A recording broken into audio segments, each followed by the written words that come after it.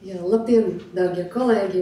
Protams, gribētu sākt savu runu, lai man runa vienmēr būtu, ka mums no Īrijas cilvēki atgriežas, ka mums ir 4 joslu bāni tiek būvēti. Skaidrs, ka mums tāds no malas sajūta ir, ka viss ir slikti, bet nav viss slikti, jo mēs esam daudz, mūsu reitingi aug. Bet paturpināt savu runu, skaidrs, ka Latvijas iedzīvotāji šodien piedzīvo laiku, kad vairs nav skaidrs, kāda virziena mūs virza pie varas esošiem. Vai tas ir ceļš uz militāru konfrontāciju, uz ekonomisku sabrukumu, vai uz valsts pakāpenisku iztukšošanu no cilvēkiem. Ekonomiski lēmumi, demografijas tendences un vērtību politika kopā veido ainu, kas prasa nevis klusēšanu, bet atbildīgu un drosmīgu sarunu. Večeslavs Stepaņenko jau pieminēja par mūsu demografisko stāvokli, un tik tiešām mums katru mēnesi piedzimst par 10% mazāk bērnu, un tas ir viens no straujākajiem dzimstību krītumiem Eiropā. Inflācija spiež ģimenes pie sienas, samaksāt komunālus pakalpojumus laikā jau kļūst par sasniegumu. Iegādāties kvalitatīvas produktus par priekšrocību un par degvielas cēnām nerunāsim vispār. Vienlaikus valsts uzņēmums Latvenergo emitē 1 miljārdu eiro obligāciju.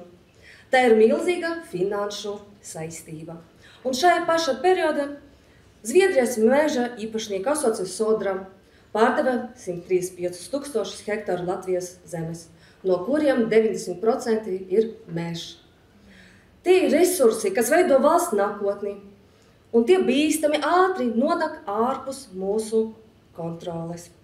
Un tam visam pa virsu vida vēja parku projekti, kas faktiski tiek virzīti nevis valsts, bet investoru interesēm.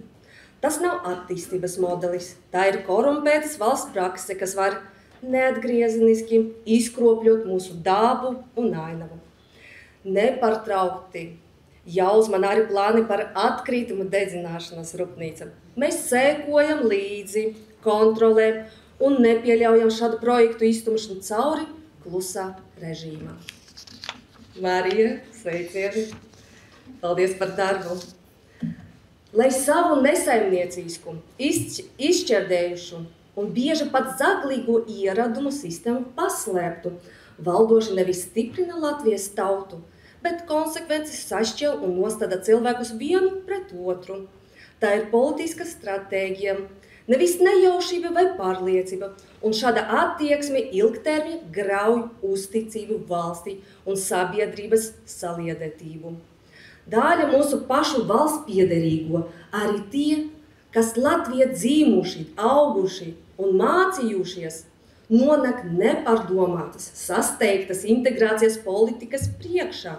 Tiek virzīti likumi, kas būtiski ierobežo iespēju izmantot cilvēkiem ierastu valodu, valsts un pašvaldību vide. Taču tajā pašā laikā robežas tiek atvērtas straujai darba spēka imigrācijai no pavisam citam kultūram. Šajā kontekstā jāpasaka bija skaidri.